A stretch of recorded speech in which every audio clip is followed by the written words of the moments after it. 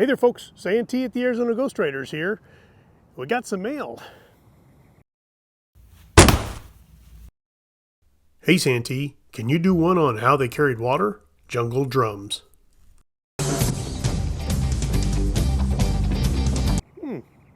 Yeah, well you know it's important to hydrate in either cold or hot temperatures.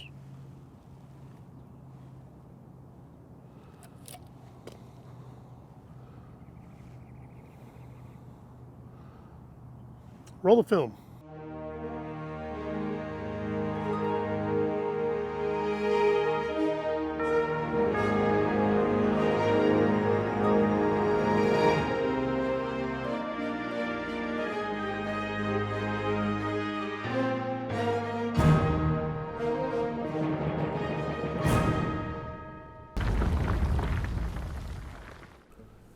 Now, this is one of those things that never really occurred to me growing up. Then I moved out to Arizona and realized that in this dry heat, you aren't always thirsty, but if you don't keep hydrated, you die.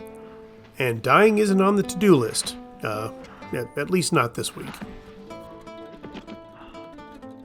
In my new job, I'm outfitted in 1880s attire and walking around outside a lot. Hiding a plastic water bottle is tricky, and having one kinda knocks you out of character. I decided to invest in a canteen that I could sling over my shoulder. After doing some research, I found that a military canteen reproduction would be the perfect choice. It's not nearly as wide as the other types, which is important in the gig. I've got to have my hands free and don't want a lot of clunky things hanging off me. Folks who made a living on the back of a member of the equine family would normally have to carry water. A cowboy on a trail drive was usually not that far from the chuck wagon and could go get some if necessary. It's not out of the realm to think that they would have a canteen on their saddle, but that line of work relied on the least amount of weight and dangly things on horseback. Sure, it could cross your chest with a strap, but then that dangly thing is on you when you have hard work to do.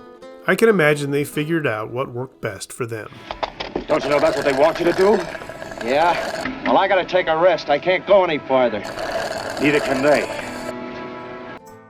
Gourds were terrific water containers. The natives had been using them for centuries and not just on this continent. Those hard-shelled fruits aren't great in the food department, but make perfect water holders. Another common use for them was a musical instrument. Now, pottery worked well too, although for traveling it may not be the best option weight-wise. Not to mention clay can break easier than the other containers mentioned. The same would go for glass. However, glass jugs wrapped in wicker tended to be very popular ways to transport water in wagons. Barrels worked too. In Randolph Marcy's 1863 guide, The Prairie Traveler, he suggests that if you intend to travel in dry regions where there may not be sufficient water, you should carry as much as possible. If you intend to return the same way you came, it's advisable to bury water in containers on the first trip in case it runs out. Casks full of water can break or leak, so this is a good idea. Remember, enough water has to carry you and your four-legged transportation. That's going to require many gallons. So, Hollywood showing us a man traversing the desert with a single canteen is unlikely. Up north where watering holes are more frequent, this practice can be a little more lax. Incidentally, Marcy talks about butchering an ox and filling its hide with 150 gallons of water, which brings us to what is known as a water skin, or a tanned animal skin that held water. They could be pretty much from any animal available, or even their bladders. The animal's bladders, not the person carrying the water, because that's just weird. Sure, a few of these options seem primitive, which is why I went with a metal canteen. I know these were available pretty much anywhere as surplus, so it makes sense for me to have one. Drink, drink, drink, let every true lover salute his sweetheart. Hey, if it works for soldiers, it'll work for a no-good rapscallion like me. I'll put links in the description field for places you can acquire some of these items, should you desire to. Well folks, that's it for another episode. Thanks for watching.